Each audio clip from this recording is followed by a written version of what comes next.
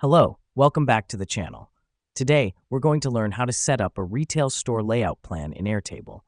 This will help you organize your retail space effectively and manage inventory in a snap.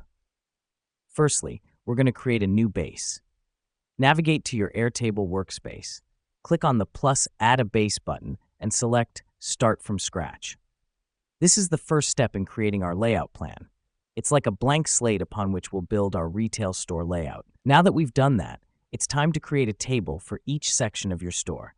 Click the plus Add a Table button and name it accordingly. For example, clothing, electronics, or groceries. This helps us because it allows us to categorize our products, making them easier to track and manage. Next up, we're going to create fields within these tables. These fields may include product name, product ID, quantity, and location in store.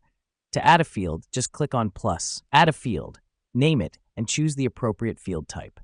This is crucial as it provides specifics for each product, enabling precise inventory management. Once we have our fields set, we're going to link our tables together using the link to another record field type.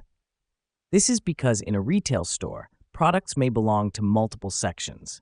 For example, a smartphone could belong to both electronics and accessories. Linking tables helps us prevent data duplication and maintain consistency. Finally, we'll create a layout view.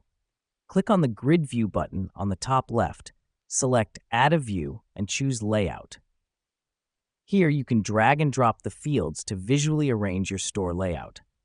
The reason we do this is to have a bird's-eye view of your retail store, which aids in planning and decision-making. And that's how you set up a retail store layout plan in Airtable. By following these steps, you can organize and manage your retail space effectively.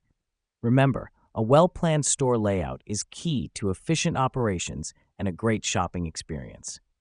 Thanks for watching, and see you in the next tutorial.